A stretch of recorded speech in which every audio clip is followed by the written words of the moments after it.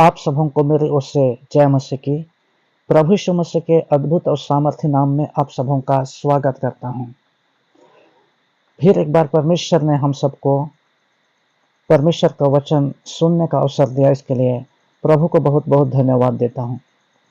मेरे प्रियो, याकूब 4 उसका 6 में लिखा है, परमेश्वर दीनों पर अनुग्रह करता है परंतु अभिमानियों का विरोध करता है। हालेलुया।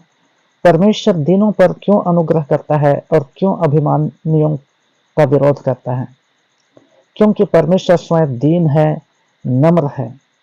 दीनता और नम्रता परमेश्वर का स्वभाव है और परमेश्वर का गुण है। मत्ती 5 उसका 5 में लिखा है, धन्य है वे जो नम्र हैं, क्योंकि वे पृथ्वी के अधिकारी होंगे। हालेलुया। नम्रता आत्मा के 9 फलों में से एक है और नम्र व्यक्ति पृथ्वी का अधिकारी इसलिए होगा क्योंकि परमेश्वर स्वयं नम्र है। परमेश्वर का पुत्र यीशु मसीह जब इस संसार में जन्म लिया, वह नम्रता के साथ में पैदा हुआ। वह किसी राजमहल में नहीं किंतु गौशाले में पैदा हुआ। उसने बड़े बड़े लोगों को, राजा महाराजाओं को उसने समाचार नहीं दिया। यीशु मसीह का जन्म का समाचार सबसे पहले गलीलीय लोगों ने ही पाया और उन्हीं को सबसे पहले दर्शन करने का अवसर मिला। मेरे प्रियो, हालेलुया। हम जानते हैं क्यों परमेश्वर नम्र लोगों को ही पसंद करता है। परमेश्वर के वचन में भजन संहिता में लिखा हुआ है, टूटा मन परमेश्वर के योग्य बलिदान है। हे परमेश्वर, तू टूटे और पिसे हुए मन को तुच्छ नहीं जानता। गलाती 5 का 22 में हम लोग पढ़ेंगे, वहां लिखा है, आत्मा का फल प्रेम, आनंद, मेल, धीरज, कृपा, भलाई, विश्वास, नम्रता और संयम, ये आत्मा के 9 फल हैं। और ये आत्मा के 9 फल अर्थात कि परमेश्वर का सारा स्वभाव इसी में है। हालेलुया। और इसलिए परमेश्वर नम्र लोगों को पसंद करता है। क्यों? क्योंकि नम्र हृदय में आज्ञाकारिता पाई जाती है।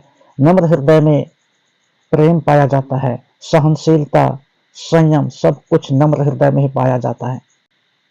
हमारे प्रतिदिन के जीवन में लोगों से मिलते जुलते हैं। आप इस बात को आप गौर किए होंगे कि जो लोग दीन और नम्र हैं वे अधिक सहनशील होते हैं। उनमें बर्दाश्त करने की शक्ति होती है, क्षमता होती है। हर एक बातों को वे बर्दाश्त कर लेते हैं। यदि यीशु मसीह के पास नम्र हृदय नहीं होता, वह इस संसार में आकर के पापियों के लिए अपना लहू नहीं बहाता। हालेलुया। वचन में लिखा हुआ है, जैसे भेड़ अपने ऊन कतरने वाले के समीप चुपचाप रहता है, वैसे ही यीशु मसीह भी वो चुपचाप रहा जब उसे सताया गया। उसने एक शब्द मुंह नहीं खोला और इसीलिए परमेश्वर का पुत्र होने के कारण वह अति महान भी हुआ। जो व्यक्ति नम्र और दीन है, परमेश्वर की हर एक इच्छाओं को पूरी करता है। उसके जीवन में परमेश्वर जो कुछ भी चाहे, जैसा भी चाहे, दुख दे या संकट और विपद, सब समय में परमेश्वर की इच्छा को पूरी करने में सक्षम होता है। मेरे प्रियो, यह नम्रता का ही फल था कि जब यीशु मसीह पकड़वाया जाने वाला था, गतसमने की बारी में परमेश्वर से उसने प्रार्थना की कि हे पिता, तुझसे सब कुछ हो सकता है, यदि तू चाहे तो इस कटोरे को मुझसे हटा ले, लेकिन मेरी नहीं, तेरी ही इच्छा पूरी हो। एक नम्र व्यक्ति हर एक परिस्थिति में परमेश्वर को प्रसन्न करना सीखता है। हर एक परिस्थिति में परमेश्वर को प्रसन्न करता है। हर एक परिस्थिति में परमेश्वर के साथ में चलता है। हालेलुया। लेकिन कठोर व्यक्ति के साथ ऐसा नहीं होता है। जो व्यक्ति नम्र है वह लौट करके आता है परमेश्वर के पास। वचन में हम देखते हैं, उड़ाऊ पुत्र अपने पिता से कहा, हे पिता, जो कुछ मेरे हिस्से में है उसको तू मुझे दे। और वह अपने पिता से धन प्राप्त करके वह दूर देश चला गया। वह बुरी संगति में पड़ गया, धन संपत्ति समाप्त हो गया।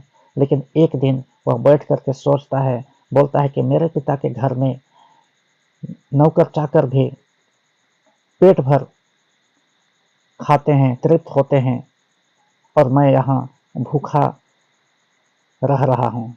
और वह क्या बोला?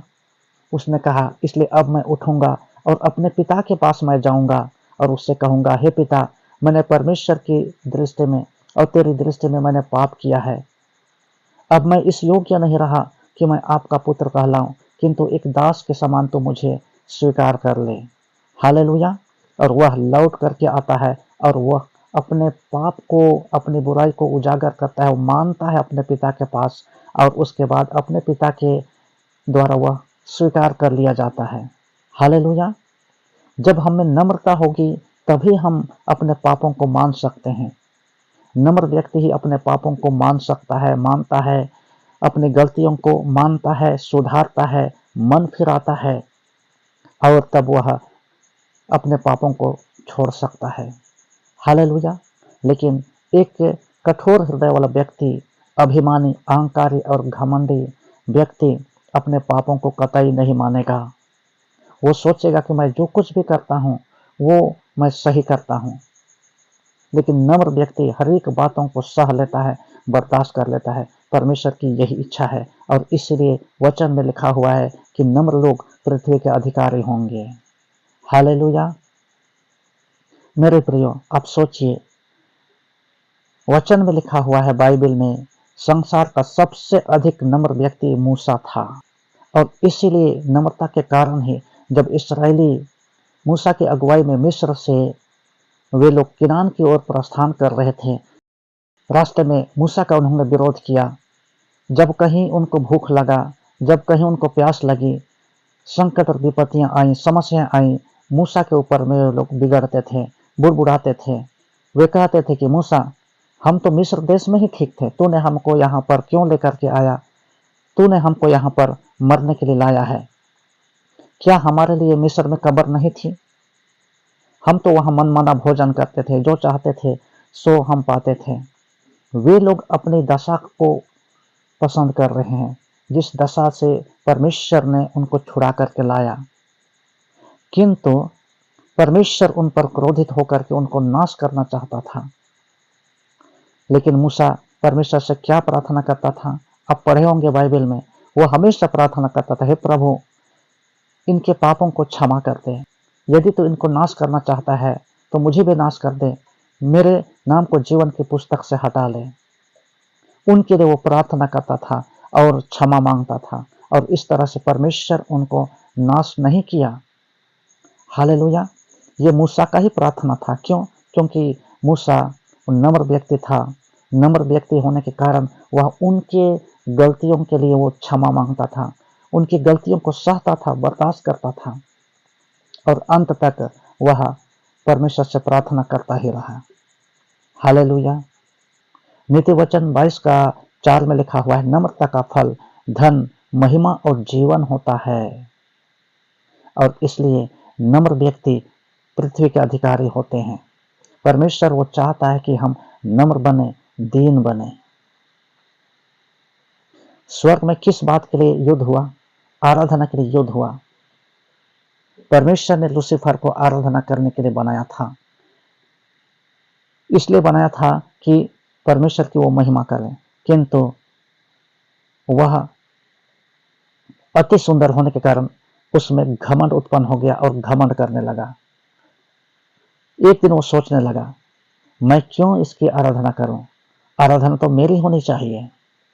और तब उसके बाद उसके मन में घमंड उत्पन्न हुआ, और उसके घमंड के कारण ही उसको स्वर्ग से खदेड़ दिया गया। और वही घमंड आज तक शैतान का स्वभाव बना हुआ है।